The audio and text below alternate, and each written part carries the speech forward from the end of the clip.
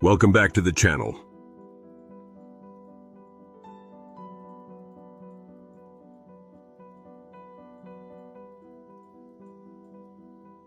Today we're venturing into a deeply complex and frankly concerning hypothetical situation. In our previous discussions, we talked about the potential for a significant economic downturn and the idea of a wartime president emerging.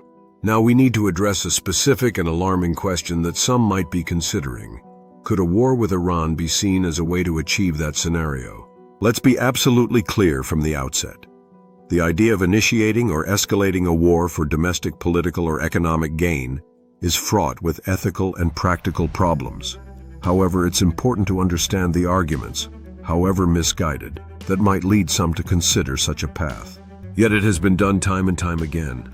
As we discussed before, a major economic crisis can lead to a desire for strong, decisive leadership and a rallying around national unity. Historically, wartime can create that effect.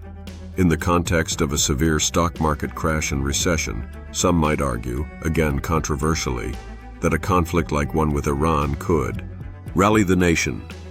A perceived external threat can temporarily unite a divided populace, boosting presidential approval and deflecting attention from domestic failures. Shift economic focus. The narrative could shift from economic woes to national security, potentially easing public pressure on economic policy. Increase executive power. Wartime often leads to an expansion of executive authority, allowing for quicker policy implementation, potentially including economic measures framed as necessary for national security. Stimulate certain industries. Increased military spending could provide a short-term boost to specific sectors, although the long-term economic costs of war are typically far greater. Justify protectionism. A wartime footing could be used to argue for more aggressive protectionist trade policies in the name of national security and self-reliance. Today we are looking at the big economic downturn with the self-imposed trade war. In the morning markets, the Asia markets were down between 6 to 11%. So how does Trump turn it around? So today we need to ask some urgent and critical questions. Is a major conflict with Iran becoming inevitable? And more importantly, what can we, as informed citizens, do to prevent a potential war this week? The narrative being presented seems to be one of escalating threat, requiring a swift and decisive response.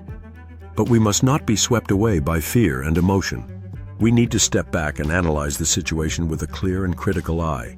3 carrier battle groups, half of the operational B-52s, blood supplies, transport planes, special forces, Marines, and supplies for months. It all indicates war is imminent. Then all across Europe, reports are coming from all the U.S. personnel being redeployed to the Middle East.